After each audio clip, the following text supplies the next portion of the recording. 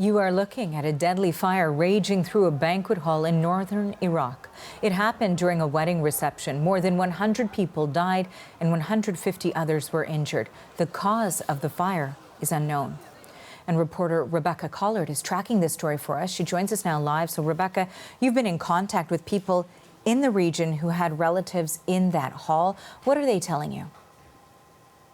Yeah, people are describing a situation in this village of Karakosh, also called Hamdaniya, as really chaos and tragedy this morning. One woman described to me that there was a funeral in every neighborhood, saying that almost every family in this Christian town had lost at least a couple of relatives in this tragic fire overnight. Now, she was standing outside the hospital looking for her own relatives. She, had lost several of her own relatives and was hoping to find information about other relatives of hers that were missing. And one of the tragedies here, one of the reasons I think authorities are also saying that this death toll could rise, Arthi, is because of the fact that this one hospital in the town of Karakosh just simply could not deal with so many injured people. So they have been sent to the city of Mosul, to Dohuk, and to Erbil. And so people are frantic looking for their relatives. And also this death toll is starting to rise. Now, she also described for me another really tragic detail of this catastrophe that, there were so many people in that hall, and so many of them are from this tight-knit community,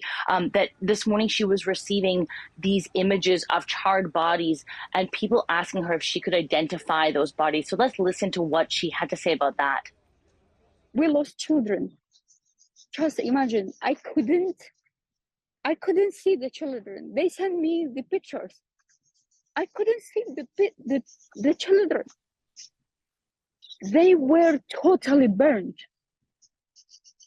I couldn't recognize who are those children. You can really hear there in the grief in her voice, and that is the grief I think that is being echoed across this community after this tragedy overnight, Arthi. And now, Rebecca, what more are people saying about the fire, the cause, and of course, the investigation? Yeah, that's an excellent question. So what we have heard from witnesses that were inside when this fire started was that there was some sort of pyrotechnics, some sort of fireworks that were lit off as this couple started their slow dance. Now, those hit the roof and very quickly ignited in flames. So there is this cheap building material called sandwich board that they use in many places in Iraq. And apparently it was some sort of material like that that was covering the ceiling. So it just really, and you can see in the videos, the fire spread so quickly. Now, what other people have said is that when that happened, people tried to escape. Now, there was hundreds, maybe as much as more than 1,000 people inside this hall. We really don't know. They tried to escape. There was not enough exits for people to leave from. People talked about having doors actually blocked and actually seeing people trying to break through the walls to allow people to escape. Now, there is hope that there will be an investigation.